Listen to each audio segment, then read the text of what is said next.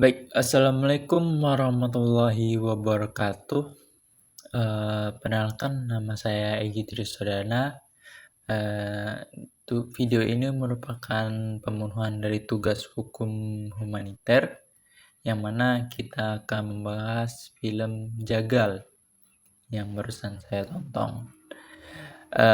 Secara terus terang, film ini membuka sejarah kelam kekerasan massal yang terjadi pada orang-orang yang dituduh komunis pasca tahun 1965.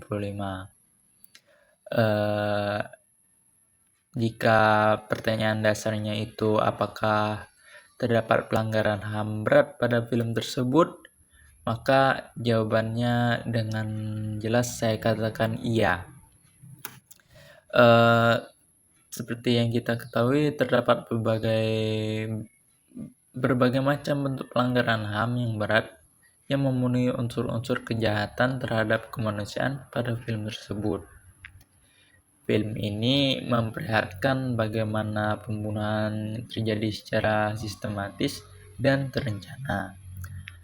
Para pelaku pada saat itu tergabung pada kelompok paramiliter, memamerkan bagaimana mereka menyiksa, mengeksekusi, dan menghilangkan nyawa ribuan orang tanpa proses hukum.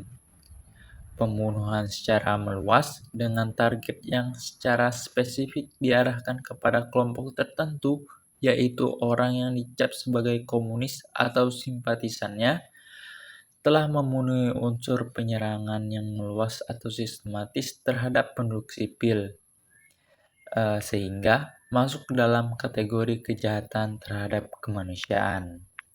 Selain pembunuhan, terdapat penyiksaan fisik dan psikologis, yang mana para pelaku menjelaskan hingga memeragakan bagaimana metode pencekikan menggunakan kawat atau bentuk penyiksaan lain secara bangka. Film ini juga menunjukkan adanya tindakan penganiayaan dan perbudakan seksual terhadap perempuan yang dianggap memiliki keterkaitan dengan kelompok target. Ini melanggar hak paling dasar manusia untuk hidup dan bebas dari perlakuan kejam. Kejahatan berupa penghilangan orang secara paksa juga terlihat secara jelas dalam narasi. Korban dibawa tanpa kejelasan nasib, keluarga yang tidak pernah mendapatkan informasi, dan tidak ada mekanisme pertanggungjawaban dari negara. Semua ini memperkuat bahwa tindakan yang disampaikan memenuhi kriteria pelanggaran HAM berat menurut prinsip hukum humaniter dan hukum HAM internasional. Yang paling menanggung menurut saya dalam film Jagal ini adalah glorifikasi para pelaku oleh lingkungan sosial dan politik. Tanpa adanya proses hukum, bahkan mereka dirayakan sebagai pahlawan. Ketika para pelaku menyadari beban moral di akhir film, itu bukan bentuk pertanggungjawaban hukum, melainkan sekedar refleksi personal.